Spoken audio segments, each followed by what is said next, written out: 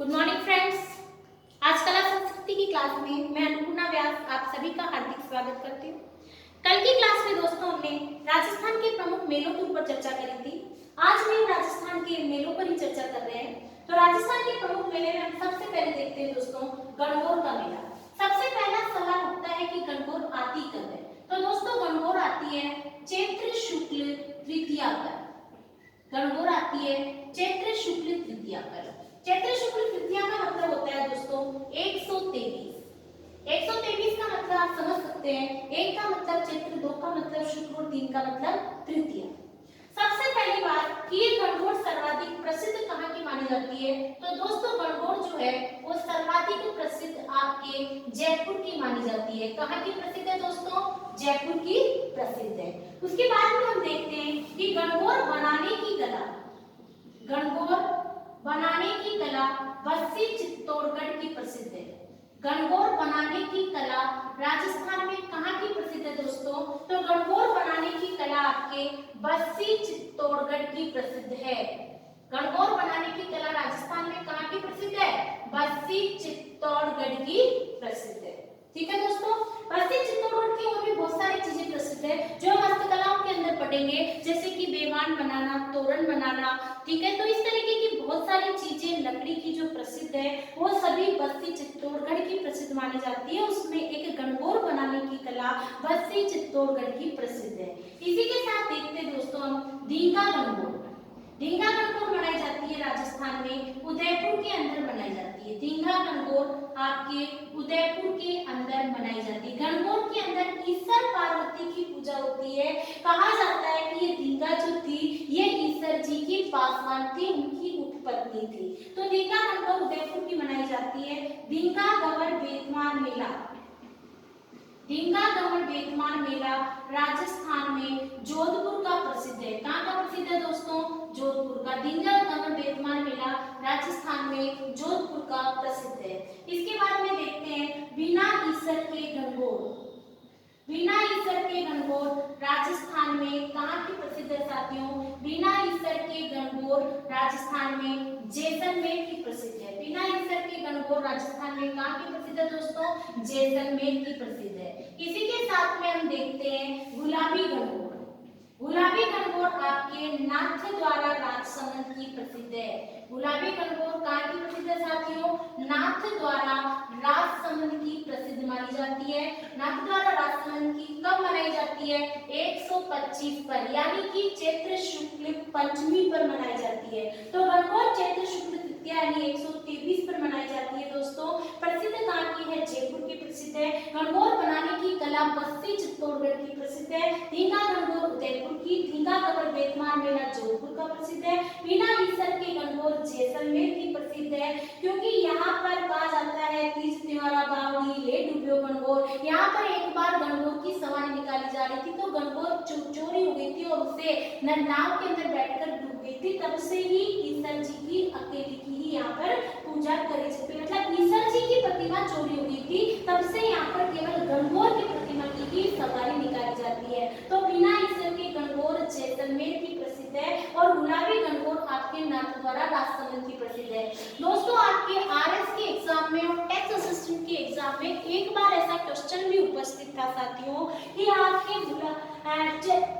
गुलाबी गणगौर चैत्र शुक्ल पंचमी पर राजस्थान में कहाँ मनाई जाती है। ये क्वेश्चन कई बार सेम लैंग्वेज का आपको एग्जाम में उपस्थित मिलता है साथियों। तो हमें इसका आंसर देना है चैत्र शुक्ल पंचमी पर नाथद्वारा राजसमंद में मनाई जाती है। ठीक है दोस्तों, तो ये होता है हमारे गणगौर का मेला। गणगौर के मेले के बाद में हम चर्चा करते हैं सांवरिया सेठ का मेला।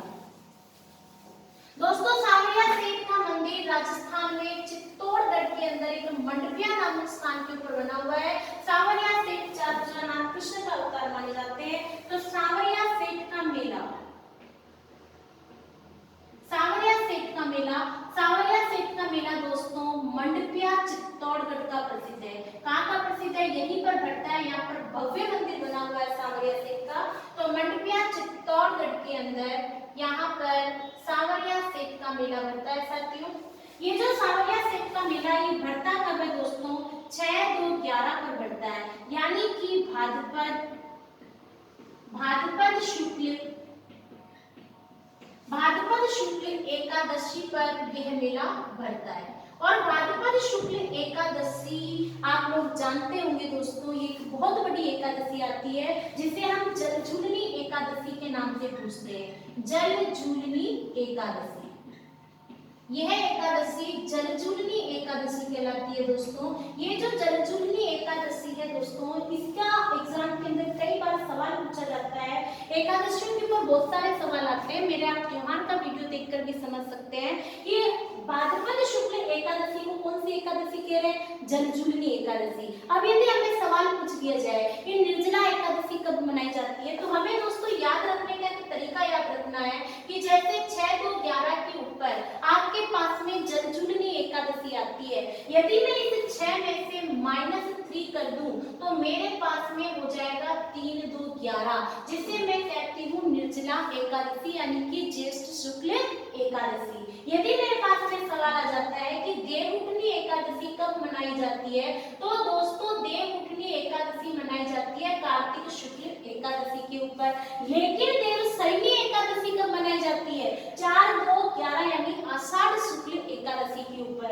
ये जो पहला शब्द होता है दोस्तों, ये महीने के लिए होता है। दूसरा शब्द आपके पखवाड़े के लिए शुक्ल पक्ष और कृष्ण पक्ष, और तीसरा शब्द आपकी तिथि के लिए होता है। तो यहाँ पर 4 में यदि मैं +4 और कर दूं तो मेरा हो जाता है 8, 2, 11। तो ये याद रखने का तरीका है कि इससे हमें 4 एकादशियां याद रह रही है। जलझूलनी एकादशी, निर्जला एकादशी, देवशयनी एकादशी और देवउठनी एकादशी। तो दोस्तों ये जो सांवरिया सेठ है, यह चोरों के देवता कहलाते हैं। सांवरिया सेठ चोरों के देवता कहलाते हैं। सांवरिया सेठ अफीम के देवता कहलाते हैं। दोस्तों चोरी करने के बाद में जो चोर होते हैं वो एक फिक्स राशि या परसेंटेज ऑफ अमाउंट जो होता है उसे सांवरिया सेठ के मंदिर में चढ़ा देते हैं, और अफीम भी चढ़ाई जाती है सांवरिया सेठ के मंदिर के अंदर। तो साथियों सांवरिया सेठ का मंदिर मंडपिया चित्तौड़गढ़ के अंदर बना हुआ है। इनका मेला भाद्रपद शुक्ल एकादशी के ऊपर बढ़ता है, और ये भी कृष्ण के अवतार के रूप में ही पूजे जाते हैं। आगे देखते हैं दोस्तों हम सांवरिया सेठ के मेले के बाद देखते हैं हम दशहरा मेला। दशहरा मेला कहाँ का प्रसिद्ध है दोस्तों? दशहरा मेला आपके कोटा जोधपुर का प्रसिद्ध है। दशहरा मेला आपके कोटा जोधपुर का प्रसिद्ध है। और ये जो दशहरा मेला है दोस्तों, ये कब बढ़ता है? अश्विन शुक्ल दशमी पे, यानी कि 7, 2, 10 पर बढ़ता है, जिसे हम कहते हैं अश्विन शुक्ल दशमी। अश्विन शुक्ल दशमी के ऊपर यह मेला भरता है। ठीक है दोस्तों, इस दिन खेजड़ी के वृक्ष की पूजा भी करी जाती है। खेजड़ली के वृक्ष की पूजा होती है। इस दिन कौन से वृक्ष की पूजा होती है? खेजड़ली वृक्ष की पूजा होती है। और दोस्तों जो जोधपुर के अंदर ओझा परिवार के लोग रहते हैं, वो लोग इस त्योहार को शोक पर्व के रूप में मनाते हैं। ओझा परिवार के जो लोग होते हैं वो इसको किस रूप में मनाते हैं? शोक पर्व के रूप में मनाते हैं। क्यों मनाते हैं इसके ऊपर अभी हम चर्चा करेंगे दोस्तों। ओझा परिवार के लोग इस त्योहार को शोक पर्व के रूप में मनाते हैं। क्यों मनाते हैं दोस्तों? क्योंकि ऐसा कहा जाता है कि रावण, हम जानते हैं कि मंदोदरी का संबंध मंडोर से, जोधपुर से है। अब रावण वहां का दामाद हुआ। अब जब किसी घर के दामाद को उस दिन जलाया जाएगा तो क्या वो लोग इसे उल्लास के रूप में मनाएंगे? नहीं। इसलिए ओझा परिवार के लोग इसको शोक पर्व के रूप में मनाते हैं। और ये जो दशहरा यहीं पर मंडोर जोधपुर में ही रावण की चमड़ी बनी हुई है। रावण की चमड़ी का मतलब है उसका विवाह स्थल जो बना हुआ है वो आपके कोटा जोधपुर में ही बना हुआ है। ठीक है दोस्तों, तो दशहरा मेला के बाद में हम देखते हैं दोस्तों ऋषभ देव जी का मेला।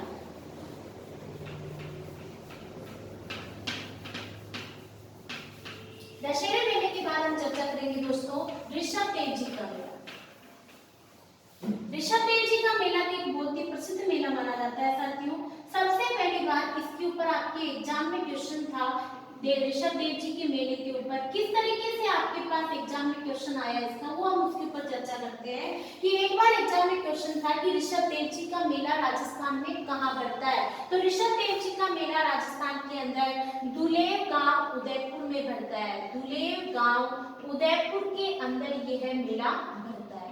और यह मेला कब बढ़ता है साथियों? यह मेला 118 पर बढ़ता है। 118 का मतलब होता है चैत्र कृष्ण अष्टमी पर बढ़ता है। यह मेला चैत्र कृष्ण अष्टमी के ऊपर बढ़ता है, ऋषभ देव जी का मेला।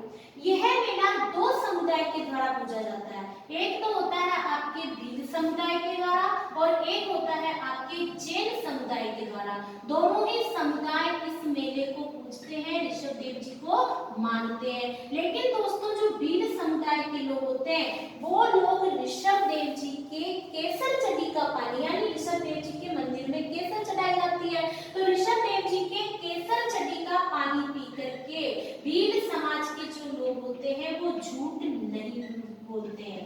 केसर चढ़ी का पानी पीने के बाद में ये लोग झूठ नहीं बोलते हैं। पानी पीकर भील समुदाय के लोग झूठ नहीं बोलते हैं। ठीक है दोस्तों, इसके ऊपर एक बार एक बहुत ही अच्छा क्वेश्चन और भी आया हुआ है कि निम्न में से ऋषभ देव जी नहीं है, यानी हमें ऋषभ देव जी के उपनाम भी पता होने चाहिए। तो ऋषभ देव जी के जो उपनाम है वो आते हैं दोस्तों आदिनाथ जी, केसरिया जी और काला जी। इन नामों से ऋषभ देव जी पूजे जाते हैं। आदिनाथ जी, केसरिया जी और काला जी, ये सभी आपके ऋषभ देव जी के उपनाम है। तो ऋषभ देव जी का मेला दुलेव गांव उदयपुर में पड़ता है, चैत्र कृष्ण अष्टमी पे पड़ता है। भील समुदाय और जैन समुदाय के लोग दोनों ही इस मेले को पूजते हैं और केसर चढ़ी का पानी भील समुदाय के लोग पानी पीने के बाद में झूठ नहीं बोलते हैं। ठीक है दोस्तों, आगे चलते हैं अपन ऋषभ देव जी के मेले के बारे में हम चर्चा करते हैं साथियों। तो हमारे पास में एक बहुत ही महत्वपूर्ण मेला आता है हनुमान जी का मेला। सबसे पहला सवाल उठता है कि आखिर ये हनुमान जी का मेला कब बढ़ता है? तो हनुमान जी के मेले के ऊपर हम चर्चा करते हैं। तो हनुमान जी का मेला, सबसे पहला सवाल उठता है कि हनुमान जी का मेला बढ़ता कब है? तो हमें याद रखना है हनुमान जयंती चैत्र मास की पूर्णिमा पर आती है। कब आती है दोस्तों? चैत्र मास की पूर्णिमा पर, यानी इनका मेला भी कब पड़ेगा? चैत्र मास की पूर्णिमा पर ही पड़ेगा। ठीक है दोस्तों, तो हनुमान जी के मेले में पहला मेला हम याद रखते हैं मेहंदीपुर बालाजी दौसा। मेहंदीपुर बालाजी दौसा, ये जो मेहंदीपुर बालाजी का मंदिर है दोस्तों, वहां पर दौसा में, यहाँ पर बालाजी की प्रतिमा जो बनी हुई है वो है प्रतिमा बाल रूप के अंदर बनी हुई है, यानी यहाँ पर बालाजी किस रूप में है? बाल रूप में है। किस रूप में है दोस्तों? बाल रूप में है। इसके अलावा ये जो बालाजी है मेहंदीपुर बालाजी, यहाँ पर भूत प्रेत का इलाज भी होता है। किसका इलाज होता है साथियों? भूत प्रेत का इलाज भी यहाँ पर होता है। ठीक है फ्रेंड्स, यहाँ पर बालाजी के मंदिर में भूत प्रेत का इलाज भी होता है। ठीक है साथियों, इसके बाद में हम देखते हैं सालासर बालाजी चूरू। सालासर बालाजी चूरू, ये जो सालासर बालाजी का स्थान बना हुआ है चूरू के अंदर, ये सालासर बालाजी के यहाँ पर जो बालाजी है वह बालाजी दाढ़ी मूंछ वाले, किस अवस्था के अंदर है? दाढ़ी मूंछ की अवस्था के अंदर बालाजी है। और इसके बाद में हम देखते हैं दोस्तों आपके सामोद के बालाजी जयपुर। सामोद के बालाजी जो है जयपुर के अंदर, यह बालाजी दोस्तों वृद्धावस्था में है। किस अवस्था में है साथियों? वृद्धावस्था के अंदर है। सामोद के बालाजी जयपुर में जो है वो किस अवस्था में है? वृद्धावस्था के अंदर है। इसके बाद में हम देखते हैं दोस्तों तो आपके पांडकोल बालाजी, पांडकोल हनुमान जी का जो मंदिर बना हुआ है, पांडकोल बालाजी का जो मंदिर है, यह मंदिर आपके अलवर के अंदर बना हुआ है, पांडकोल बालाजी अलवर। ठीक है साथियों, तो इस तरीके से यहाँ पर पांडकोल बालाजी शयन अवस्था में है। किस अवस्था में साथियों? शयन अवस्था के अंदर है। तो दोस्तों हमारे पास में इसको आप आराम से नोट कर सकते हो कि आपके हनुमान जी का मेला चैत्र मास की पूर्णिमा पर पड़ता है मेहंदीपुर बालाजी दौसा, जहाँ पर बालाजी की प्रतिमा बाल रूप के अंदर है और यहीं पर भूत प्रेत का इलाज भी किया जाता है। सालासर बालाजी चूरू के अंदर है जो कि दाढ़ी मूंछ की अवस्था के अंदर है, और सामयिक के बालाजी वृद्धावस्था के अंदर है, और पांडकोल बालाजी अलवर में है जो कि शयन अवस्था के अंदर इनकी प्रतिमा बनी हुई है। ठीक है दोस्तों, आगे चलते हैं अपन हनुमान जी के मेले के बाद में देखेंगे आप व्रतहई का मेला।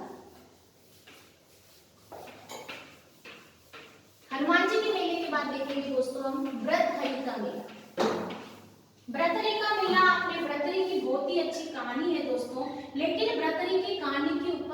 हम अभी नहीं करेंगे, क्योंकि ब्रतरी की कहानी मैं आपको नौटंकी में सुनाऊंगी साथियों। आप मेरे साथ जुड़े रहे, कला संस्कृति के सभी टॉपिक हम कहानियों के माध्यम से, एक भी कहानी आपकी मिस नहीं होगी, सारी कहानियों के माध्यम से आप तक पहुंचेगा ये।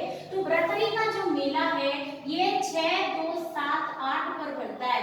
6, 2, 7, 8 का मतलब मैं उम्मीद करती हूँ कि आप समझ गए होंगे, यानी कि भाद्रपद शुक्ल सप्तमी और अष्टमी के ऊपर यह मेला बढ़ता है। भाद्रपद शुक्ल सप्तमी व अष्टमी के ऊपर यह मेला बढ़ता है। कौन सा मेला बढ़ता है दोस्तों? ब्रतहरि का मेला बढ़ता है। ब्रतहरि के मेले के बाद में हम चर्चा करते हैं भाद्रपद शुक्ल सप्तमी अष्टमी को। लेकिन ब्रतहरि की 2 जगह गुफा बनी हुई है। कहाँ कहाँ पर बनी हुई है दोस्तों? एक गुफा तो इनकी पुष्कर में है और एक गुफा इनकी माउंट आबू में है। इसके अलावा यह मेला कहाँ बढ़ता है? तो दोस्तों यदि ये सवाल आता है कि मेला कहाँ बढ़ता है, तो आपको बताना है कि ब्रतहरि का मेला सरिस्का अलवर में बढ़ता है। कहाँ पर बढ़ता है साथियों? सरिस्का अलवर में बढ़ता है। ठीक है साथियों, तो ब्रतहरि का मेला सरिस्का अलवर के अंदर बढ़ता है। भाद्रपद शुक्ल सप्तमी व अष्टमी पर बढ़ता है और इनकी जो गुफा बनी हुई है पुष्कर और माउंट आबू में बनी हुई है। इसके बाद में चर्चा करते हैं दोस्तों हम गणेश जी का मेला। गणेश जी का मेला भी हमारे राजस्थान में बहुत प्रसिद्ध है, जिसे हम गणेश चतुर्थी के रूप में भी मनाते हैं, त्योहार के रूप में। तो गणेश जी का जो मेला बढ़ता है दोस्तों, यह गणेश जी का मेला आपके सवाई माधोपुर में बढ़ता है। कहाँ बढ़ता है? सवाई माधोपुर रणथंभौर का प्रसिद्ध माना जाता है दोस्तों। ठीक है दोस्तों, तो गणेश जी का मेला सबसे और भी बहुत सारी जगह बढ़ता है, इसीलिए हम पर्टिकुलर पहले ये लिखेंगे कि यह मेला बढ़ता कब है। तो यह मेला आपके भाद्रपद शुक्ल चतुर्थी पर बढ़ता है दोस्तों। कहाँ बढ़ता है? भाद्रपद शुक्ल, कब बढ़ता है? भाद्रपद शुक्ल चतुर्थी पर। ये जो चतुर्थी होती है साथियों, इस चतुर्थी को चतुरा चतुर्थी भी कहा जाता है। कौन सी चतुर्थी कहा जाता है? चतुरा चतुर्थी। और इसी चतुर्थी को शिवा चतुर्थी भी कहा जाता है और इसी चतुर्थी को गणेश चतुर्थी भी कहा जाता है। कौन सी चतुर्थी कहा जाता है दोस्तों? गणेश चतुर्थी भी कहा जाता है।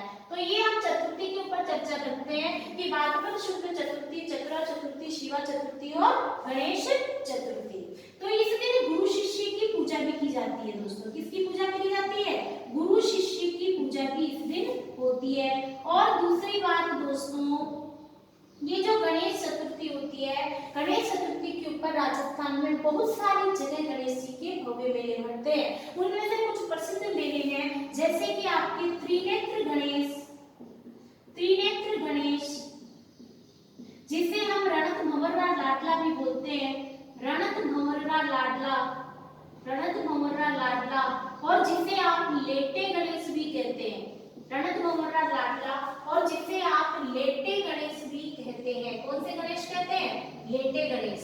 ये कहाँ पर है? आपके रणथंभौर सवाई माधोपुर में है। रणथंभौर सवाई माधोपुर के अंदर है। इसके बाद में दोस्तों खड़े गणेश है। खड़े गणेश हमारे राजस्थान में कोटा में है। खड़े गणेश राजस्थान में कहाँ पर है दोस्तों? खड़े गणेश राजस्थान में कोटा के अंदर है। खड़े गणेश कोटा के अंदर है। नाचन गणेश आपके अलवर में है। नाचन गणेश आपके अलवर में है। और आपके जो बाजन गणेश है वो आपके सिरोही में है। बाजन गणेश आपके सिरोही के अंदर है। ठीक है दोस्तों, नाचन गणेश अलवर में, बाजन गणेश सिरोही में, खड़े गणेश कोटा में। इसके बाद में देखते हैं दोस्तों अपन बाजन गणेश के बाद में एक आपके है लेटे गणेश हो चुके हैं आपके पास में। ठीक है, सिंह पर सवार गणेश, सिंह सवार गणेश आपके जूनागढ़ बीकानेर में है साथियों। सिंह सवार गणेश कहाँ पर है? राजस्थान में बीकानेर पर है।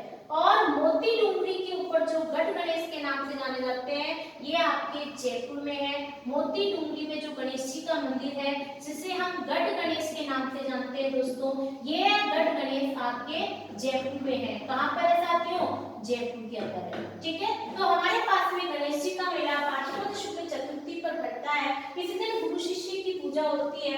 त्रिनेत्र गणेश, रणत भंवरा लाडला, लेटे गणेश, ठीक है दोस्तों, सवाई माधोपुर के अंदर है। उसके बाद में खड़े गणेश हमारे कोटा में है। नाचन गणेश अलवर में है। बाजन गणेश सिरोही के अंदर है।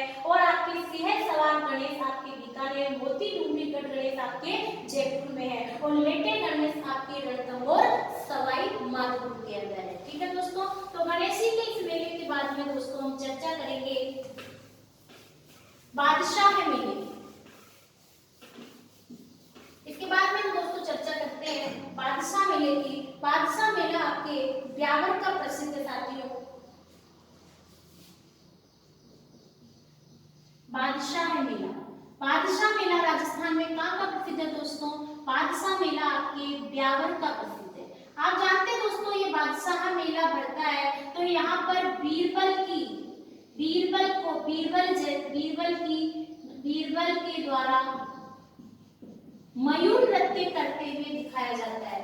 मयूर नृत्य करते हुए बीरबल के द्वारा मयूर नृत्य करते हुए यहाँ पर दिखाया जाता है। ठीक है साथियों, और यह टोडरमल अग्रवाल की याद में भरता है। यह बादशाह मेला टोडरमल अग्रवाल की याद में भरता है। कहा जाता है कि एक बार अकबर यहाँ पर आया था दोस्तों, तो अकबर के पास में आर्थिक राशि खत्म हो गई थी, तो अकबर का जो महामंत्री बीरबल जो अकबर के दौरे में शामिल था, ये बीरबल इस टोडरमल अग्रवाल का परम मित्र था साथियों। तो ये टोडरमल अग्रवाल को पहले से ही सूचित कर देता है कि इस तरीके की समस्या आ गई है, तो ये टोडरमल अग्रवाल आगे होकर के अकबर का भव्य स्वागत करता है और उसकी बहुत अच्छी आर्थिक मदद करता है। तो अकबर प्रसन्न होकर के इस टोडरमल अग्रवाल को 2.5 दिन का बादशाह घोषित कर देता है दोस्तों। इसीलिए ये बादशाह मेला जो है ये 2.5 दिन तक भरता है। कब भरता है? 2.5 दिन तक भरता है फाल्गुन कृष्ण द्वितीया को, फाल्गुन कृष्ण द्वितीया से। ठीक है दोस्तों, तो यह होता है आपके बादशाह मेला जो कहाँ भरता है? ब्यावर में अग्रवाल समाज के द्वारा इसका आयोजन किया जाता है। ठीक है दोस्तों, बादशाह मेला के बाद में हम चर्चा करते हैं दोस्तों हमारे डिकी कल्याण जी की मेले की।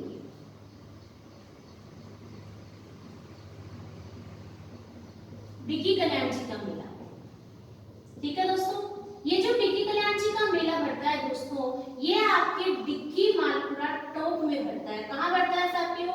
डिक्की मालपुरा टोंक के अंदर यह मेला भरता है। डिकी कल्याण जी का मेला डिक्की मालपुरा टोंक में भरता है। डिकी कल्याण जी के मंदिर का निर्माण किसने करवाया साथियों? तो डिकी कल्याण जी के मंदिर का निर्माण राजा डिग ने करवाया। किसने करवाया दोस्तों? राजा डिग ने इस मंदिर का निर्माण करवाया। ये जो डिकी कल्याण जी है ये विष्णु के अवतार कहलाते हैं। किसके अवतार कहलाते हैं साथियों? विष्णु के अवतार कहलाते हैं और यह मुस्लिम कलह पीर के रूप में पूजे जाते हैं। किस रूप में पूजा जाते हैं? मुस्लिम कलह पीर के रूप में पूजे जाते हैं और यह कुष्ठ रोग निवारक देवता भी कहलाते हैं। कुष्ठ रोग निवारक देवता भी कहलाते हैं। साथियों इनके बारे में बहुत अच्छी चर्चा करते हैं अपन कि डिकी कल्याण जी का मेला डिकी मालपुरा टोंक के अंदर बढ़ता है, लेकिन ये विष्णु के अवतार क्यों कहलाते हैं? तो साथियों ये जो राजा डिग हुआ करते थे ये भी बहुत ही प्रतापी राजा हुआ करते थे। उस समय की बात है, उस समय देवराज इंद्र के दरबार में उर्वशी नाम की अप्सरा हुआ करती थी साथियों। तो ये उर्वशी अप्सरा से एक बार देवराज इंद्र नाराज हो जाते हैं और वो उर्वशी अप्सरा को श्राप दे देते हैं कि जाओ तुम 12 वर्षों तक पृथ्वीलोक पर अपना समय बिताओ। अब सोचो साथियों, देवलोक की अप्सरा पृथ्वीलोक पर आएगी तो सभी राजा महाराजा मोहित हो जाते हैं और उस उर्वशी अप्सरा को देखने के लिए जाते हैं। तो राजा डिग भी जाते साहब, और जैसे ही दोस्तों यकीन मानो जैसे ही राजा डिग उस सुंदरी को देखते हैं देखते ही रह जाते हैं, क्योंकि वो अप्सरा बहुत सुंदर, अति सुंदर। उसको देखते ही राजा डिग कहते हैं तेरे नैनों की शोभ अदाओं ने हमें लूट लिया है, तेरी झील सी आंखों ने हमें लूट लिया है। अब तो डर लगता है हंसी ख्वाब, तेरे आंखों की मस्ती ने हमें लूट लिया है। राजा डिग उसके सामने विवाह का प्रस्ताव रख देते हैं। वह सुंदरी अपनी समस्या बताती है कि मैं देवलोक की अप्सरा हूँ और मैं 12 वर्षों तक इस पृथ्वीलोक पर रहने के लिए आई हूँ। मुझे देवराज इंद्र पुनः लेने आएंगे 12 वर्ष बाद में। राजा डिग कहते हैं कि हम तुम्हें वचन देते हैं, हम तुम्हें देवराज इंद्र से मांग लेंगे। तो राजा डिग उस उर्वशी से विवाह कर लेते हैं। विवाह के पश्चात जब 12 वर्ष बीत जाते हैं दोस्तों, तो 12 वर्ष के बाद में देवराज इंद्र आते हैं उर्वशी को लेने के लिए। जब लेने के लिए आते हैं तो राजा दिव्य उर्वशी को मांगते हैं, तो देवराज इंद्र देने से मना कर देते हैं। तब राजा दिव्य और देवराज इंद्र के मध्य घमासान युद्ध होता है। कहा जाता है कि देवराज इंद्र ने छल कपट का उपयोग करके राजा दिव्य को पराजित कर देते हैं। और जब देवराज इंद्र उर्वशी को लेकर जा रहे होते हैं देवलोक में, इंद्रलोक में, तब ये उर्वशी राजा दिव्य को श्राप दे देती है कि आपने मेरी आत्मा दुखाई है, जाओ मैं आपको श्राप देती हूँ, तुम कुष्ठ रोग से पीड़ित हो जाओ। तभी से राजा दिव्य कुष्ठ रोग से पीड़ित हो जाते हैं। तब ये भगवान विष्णु की तपस्या में लीन हो जाते हैं। भगवान विष्णु प्रकट होकर के इन्हें वरदान देते हैं कि जिस जगह पर तुमने युद्ध लड़ा है वहां पर खुदाई करो और वहां पर मेरी एक प्रतिमा मिलेगी, उस प्रतिमा का एक मंदिर निर्माण करवाओ, उसकी पूजा करने से तुम कुष्ठ रोग से मुक्त हो जाओगे। तो दोस्तों राजा दिव्य ने ही इस मंदिर का उस प्रतिमा से निर्माण करवाया और उनकी सेवा करी, जिससे वो कुष्ठ रोग से मुक्त हो गए। तभी से डिगी कल्याण जी कुष्ठ रोग निवारक देवता के नाम से पूजे जाते हैं, विष्णु के अवतार कहलाते हैं, मुस्लिम कन्या पीर के रूप में भी ये दोस्तों पूजे जाते हैं। तो राजा दिव्य, सबसे बड़ी बात, डिगी कल्याण जी का मेला कब बढ़ता है? श्रावण शुक्ल एकादशी के ऊपर बढ़ता है। कब बढ़ता है दोस्तों? ये श्रावण शुक्ल एकादशी पर। बहुत सारी जगह साथियों हमें इसके अंदर श्रावण शुक्ल एकादशी न दे करके कुछ अमावस्या पूर्णिमा दी हुई होती है, लेकिन हमें श्रावण शुक्ल एकादशी ही सही करना है। आप पिछले साल का जो डिगी कल्याण जी का मेला बना है उसकी तिथि देख सकते हैं दोस्तों, वहां पर आपको श्रावण शुक्ल एकादशी ही मिलेगा, यानी वास्तविकता में मेला श्रावण शुक्ल एकादशी पर ही बढ़ता है। तो डिगी कल्याण जी, डिगी मालपुरा टॉप, जो कलयुग के अंदर विष्णु भगवान, जो राजा दिव्य ने जिस प्रतिमा की स्थापना करवाई थी, वही मंदिर कलयुग में डिगी कल्याण जी के नाम से पूजा जाता है। एक बार आरएस के एग्जाम में क्वेश्चन आया था कि विष्णु कुष्ठ रोग निवारक देवता के मंदिर का निर्माण किसने करवाया? तो किसने करवाया दोस्तों? राजा दिव्य ने करवाया। यदि डिगी कल्याण जी आता तो देखते ही बच्चे सही कर देते राजा दिव्य, लेकिन यहाँ पर क्वेश्चन को घुमाकर पूछा गया था। ठीक है साथियों, तो ये होता है हमारे डिगी कल्याण जी का मेला। डिगी कल्याण जी के मेले के बाद में कुछ प्रमुख मेले आते हैं छोटे छोटे, जिनके बारे में हम चर्चा कर सकते हैं, जैसे कि जोहर मेला आपके चित्तौड़गढ़ में बढ़ता है साथियों। जोहर मेला आपके चित्तौड़गढ़ में बढ़ता है। ठीक है साथियों, इसी के साथ आपके विक्रमादित्य मेला आपके उदयपुर में बढ़ता है। विक्रमादित्य मेला आपके उदयपुर में बढ़ता है। ठीक है साथियों, विक्रमादित्य मेले के बाद में हम देखते हैं राम रावण मेला बड़ी सादरी चित्तौड़गढ़ में बढ़ता है। राम रावण मेला बड़ी सादरी चित्तौड़गढ़, राम रावण मेला बड़ी सादरी चित्तौड़गढ़ में बढ़ता है दोस्तों। ठीक है, और इसके बाद में हम देखते हैं सोनाड़ा खेतालानी मेला,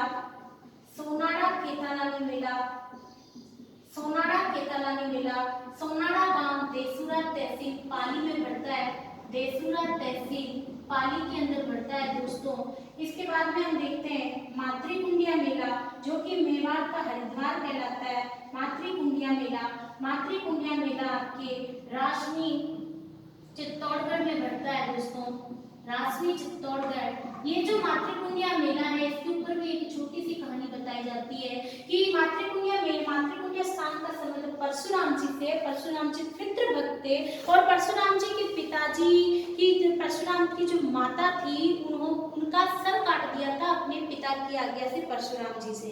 क्यों काटा था? क्योंकि परशुराम जी की माता अपने पति की इस दयनीय अवस्था को देख करके, उनकी जो माता थी ना दोस्तों, परशुराम जी की माता, वो प्रतिदिन अपने पति के लिए एक मिट्टी का घड़ा बनाती थी और उस घड़े से जल भर के लाती थी। उसी से परशुराम जी के पिताजी पूजा किया करते थे। तो दोस्तों एक दिन उनकी माता वो घड़ा नहीं बना पाती है, क्योंकि उनकी बहन का पति बड़ी ही सालों से कठोर सेना से वन से गुजर रहा होता है। तो वो सोचती है कि मैं इस अवस्था में हूँ कि मैं अपने छोटे बहन के पति को भोजन पर भी आमंत्रित नहीं कर सकती। ये बात जाकर वो अपने पति से बता देती है। जब वो अपने पति को बताती है तो उनके पति कहते हैं कि जाओ तुम उन्हें भोजन का निमंत्रण दे दो। भोजन का निमंत्रण दे दिया जाता है और वन के अंदर 5 पकवान जमाए जाते हैं। तो उनका जो बहनोई होता है परशुराम जी के पिताजी का, वो सोचता है कि इन्होंने वन में इतने अच्छे भोजन की व्यवस्था कहाँ से करी। तो वह जैसे ही कुटिया में जाने लगता है तो परशुराम जी के पिताजी के पास में कामधेनु गाय होती है। वो उस कामधेनु गाय को आसमान में उड़ा देते हैं, क्योंकि वो उनको देना नहीं चाहते थे। लेकिन परशुराम जी के पिता के बहनोई तीर चला देते हैं। वह तीर उस कामधेनु गाय के लगते हैं। कहा जाता है कि उस गाय का जहाँ कान गिर करके गिरा, जहाँ पूंछ के बाल गिर करके गिरे, कान जहाँ पर गिर के गिरा था वहां पर भगवान का मंदिर बन गया, जहाँ पर पूंछ के बाल गिरे थे वहां पर कुंड बन गया, जिसमें नहाने से कहा जाता है कि सभी पापों की मुक्ति हो जाती है। तो परशुराम जी के पिताजी इस कांड से बड़े परेशान हो जाते हैं। परशुराम जी से कहते हैं कि तुम्हारी माता के कारण ये हुआ, जाओ अपनी माता का शीश काट दो। और परशुराम जी अपनी माता का शीश काट देते हैं। दोस्तों, शीश काटने के बाद में वापस वो शीश जोड़ भी देते हैं, लेकिन उन्हें ऐसा प्रतीत होता है कि मेरी माता का शीश मेरे पीठ से चिपका हुआ है। और वह दोस्तों सब जगह चारों तीर्थ धाम घूम जाते हैं, लेकिन फिर भी इस पाप से मुक्ति का महसूस नहीं करते हैं। तब वो वापस मातृकुंड आते हैं और यहाँ पर आकर के इस कुंड में स्नान करने से ही उनको ऐसा महसूस होता है कि मेरी माता का सिर मुझसे नहीं लगा हुआ है। ठीक है दोस्तों, इसकी कहानी बहुत लंबी है, हम फिर कभी चर्चा करेंगे इसके ऊपर। तो ये मातृकुंड का मेला परशुराम जी से संबंधित है, राजधानी चित्तौड़गढ़ में पड़ता है। मार्कंडेश्वर मेला अंजारी गांव सिरोही में पड़ता है। दोस्तों, मार्कंडेश्वर मेला अंजारी गांव सिरोही के अंदर पड़ता है। मार्कंडेश्वर मेला अंजारी गांव सिरोही, मार्कंडेश्वर मेला